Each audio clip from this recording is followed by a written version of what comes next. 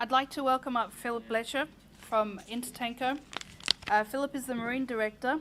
Phil went to sea in 1989 and he served 10 years on board tankers with BP Shipping. He gained a Master Mariner Certificate of Competency and read for a number of degrees at Cardiff University. Consequently, he was awarded a PhD, which focused on maritime safety. Following 5-year stint as Assistant Director with the Bahamas Maritime Authority, he joined Intertanko as the Marine Director.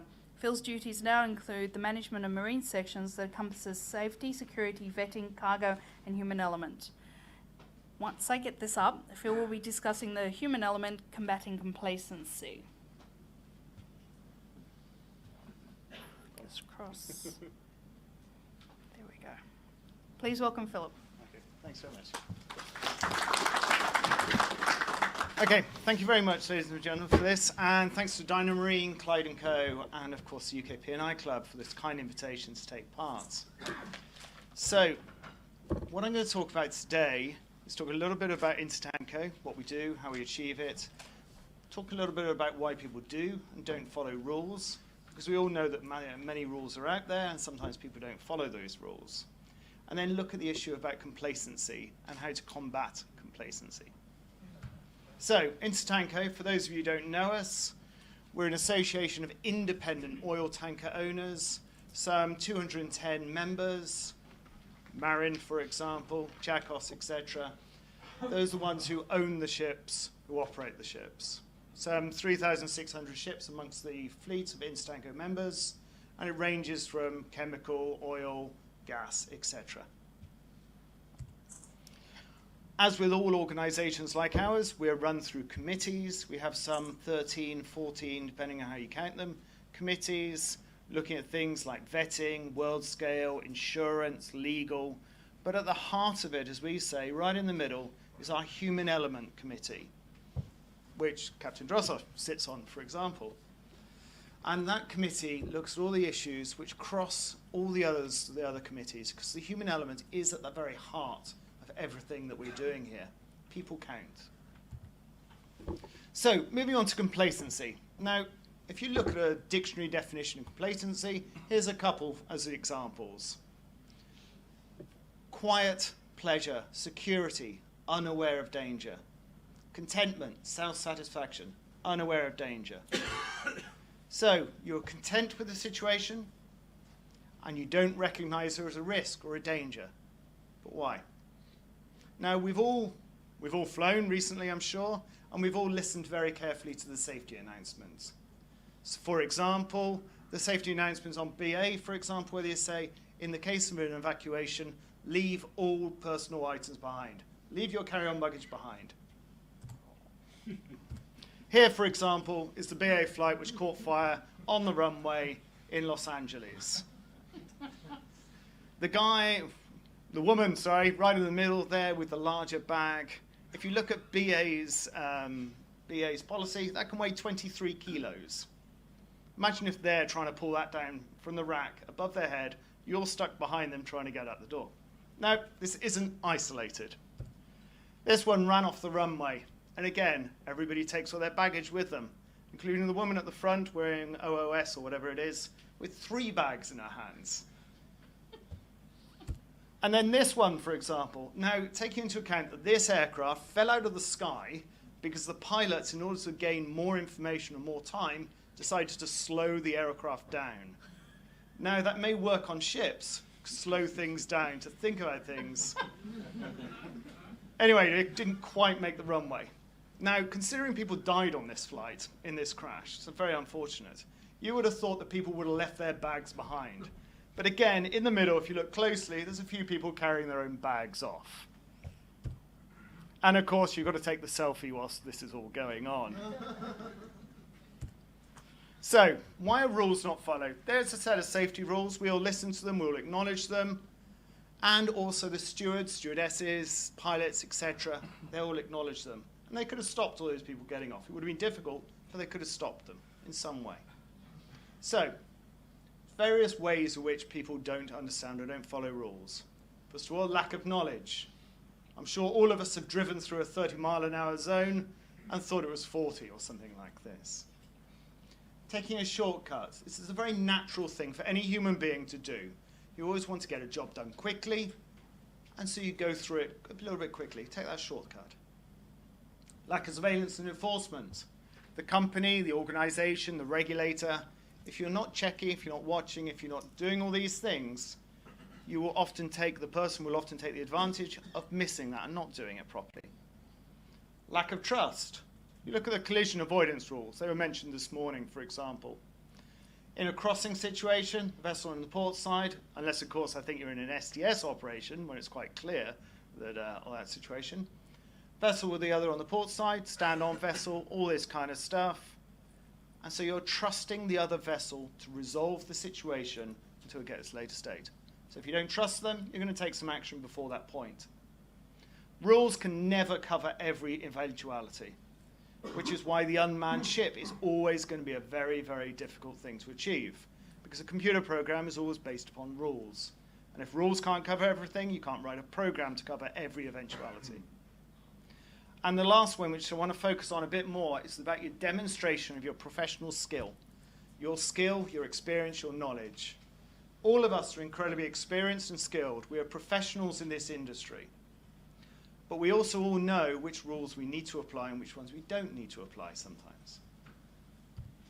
So, suggests there's a route to complacency involved in all of this, which revolves around the professional skill of the individual. They are so good, they can handle any outcome. It never goes wrong. We work in, as I'll go on to in a minute, a high reliability situation here.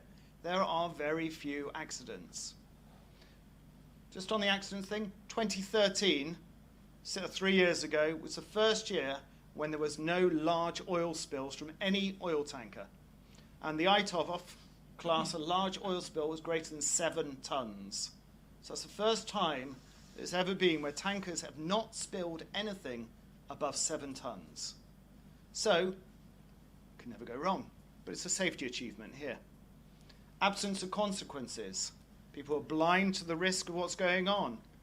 And to an extent, we have stopped people thinking, because we've given them the technology, the rules to follow, the strict guidance, checklists, making sure all those bits and pieces are there. You don't have to think about the situation, because you just have to follow the procedure. Now, the Marine Accident Investigation Branch published this morning, which was the grounding of the Osaka, which is a car carrier down in off Southampton.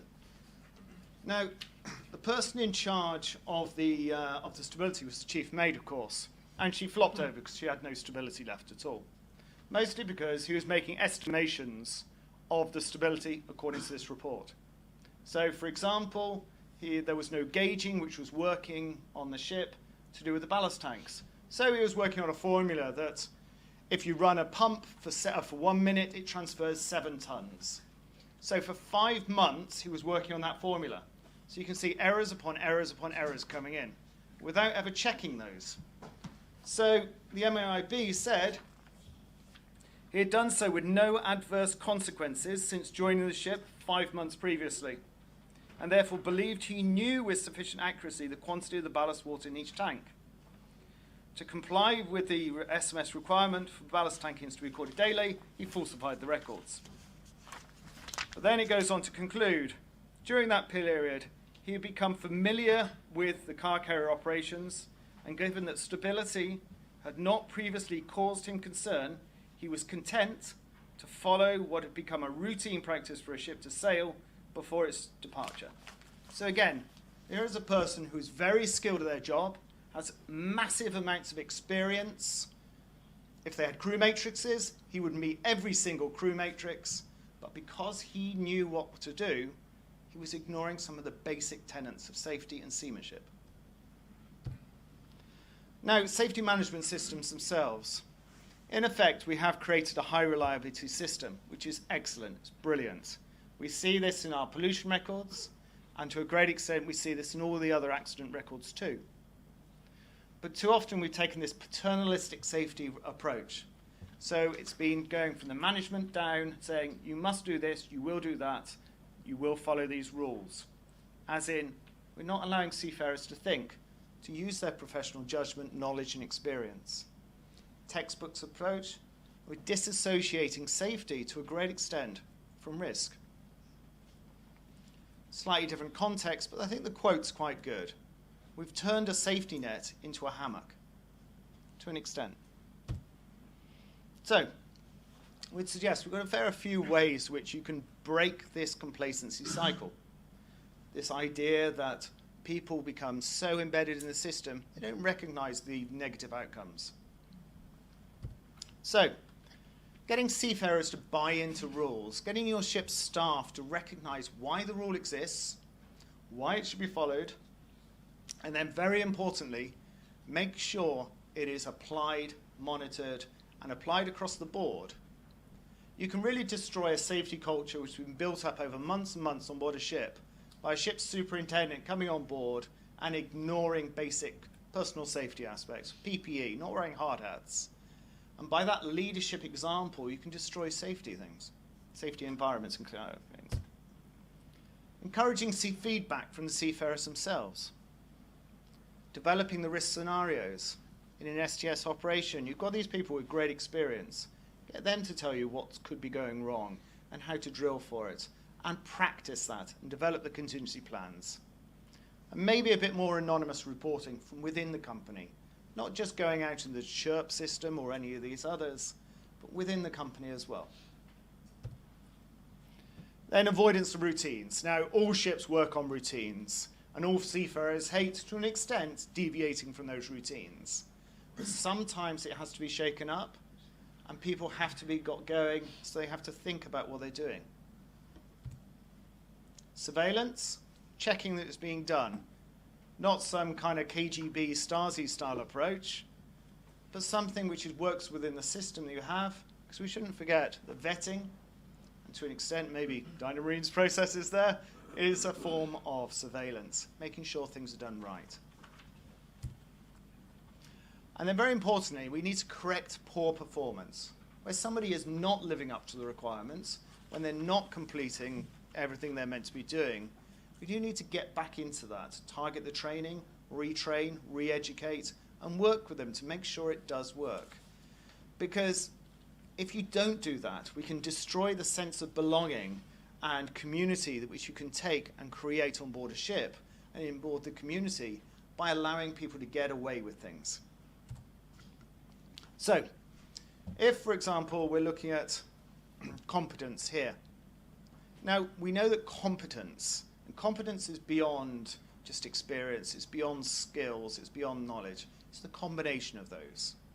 It's about making sure that a competent officer is able to do their job right, and it's key to the whole working of the environment, both reducing numbers of accidents, as well as making an efficient operation.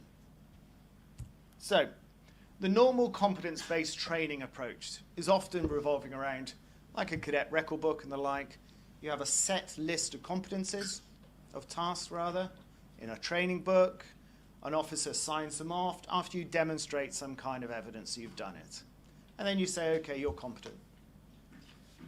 But is it really a true measure? What about the trust in the system, the reliability of the actual person putting forward the evidence, or the qualifications of the person who's actually signing it off?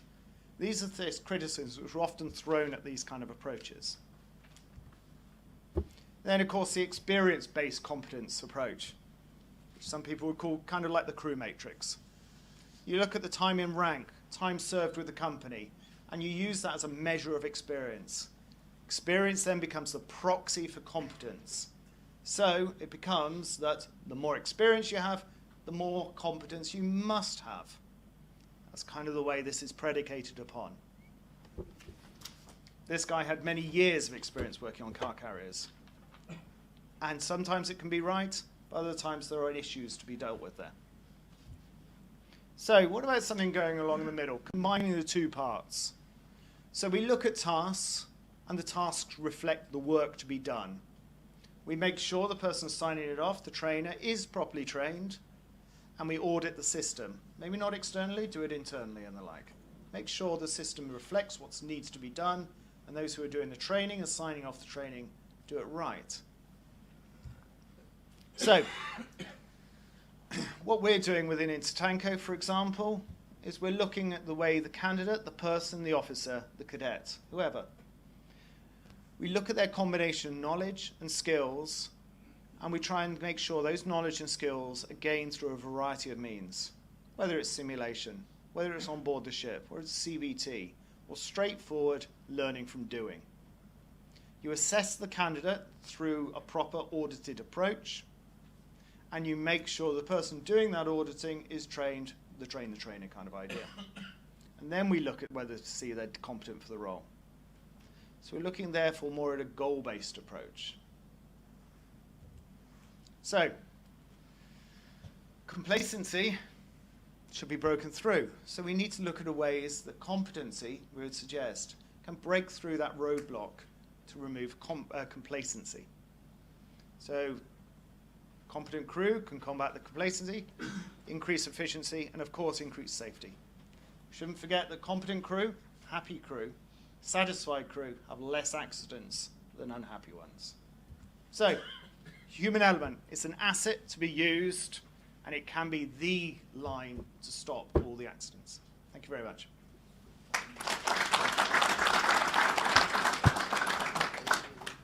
It's actually kind of difficult to figure out, do I call you a doctor or a captain, since you seem to hold Phil. both hats. So, Phil, is there any questions for Phil with regards to the human element? Of course. Yes. From technology. It's very nice, you know, you put all this one up, but how do you do the people start to train? Because when I was at sea, many of things, you know, the more routine, the better. But the routine is actually the root to most of the activities. So I think to try to combine the roles on board, you know, change them around, put them down in the engine room to do the crew. But you need to change the paradigm that routine prevents accident, because it actually do the opposite. I mean, changing routine is very key. Exchanging ideas, changing rules and jobs, etc. would be great. Personally, I hated going down the engine room. I just used to break the second engineer's tools whenever I went down there, it seemed. But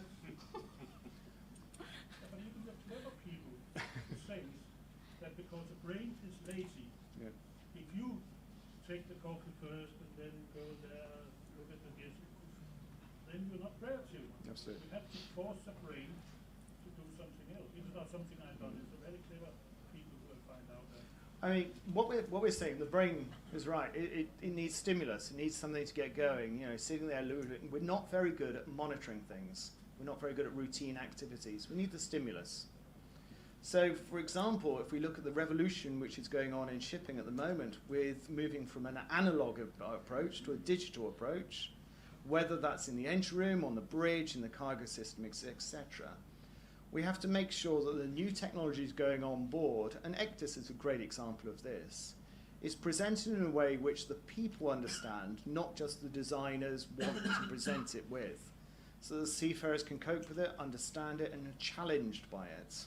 And so it's fit for purpose, so we take into account the human element through this. Now, this may just seem like words, platitudes, and this kind of thing.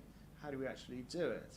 Well, how we don't do it is a lot of the ways that data is presented at the moment on ECDIS, for example.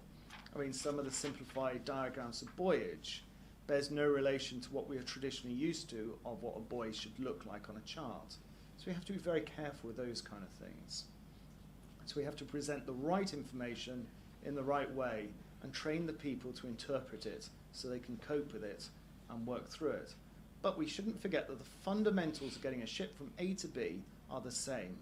So mentoring is vitally important. So senior officers have a distinct and absolute role involved in all of this to make sure those coming out through the system have the right competencies to move forward. I have a little funny example to make it short. Everybody was on board complaining about the food. Then I spoke with the chief officer, what do we do about it? He'd say, take anyone, they can make 3 days menu, each of them, they can make their own choice. And after 1 week, people was really upset because somebody that was used to have a chocolate soup, you know. So he said, no,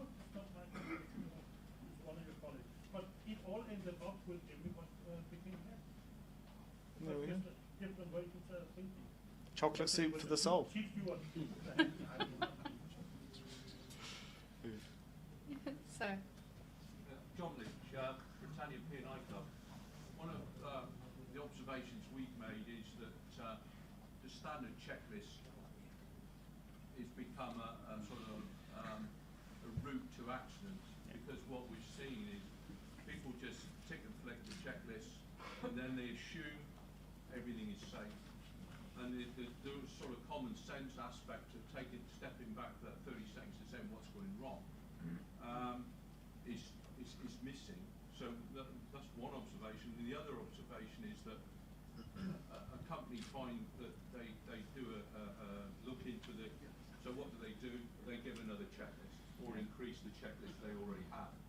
So there is the human element that you're referring to is very important, but I don't think we're addressing it correctly. Yeah, I mean, checklists are key. I think checklists can work if they're done in the right way.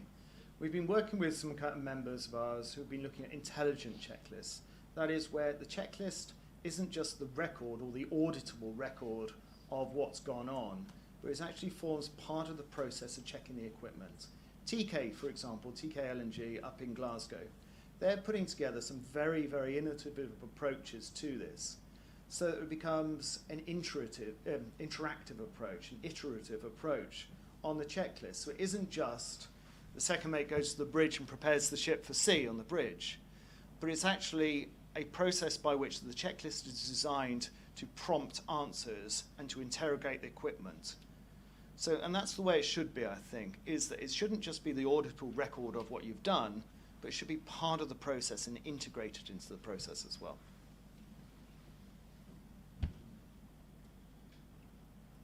no further questions? Thank you very much, Phil. Thanks.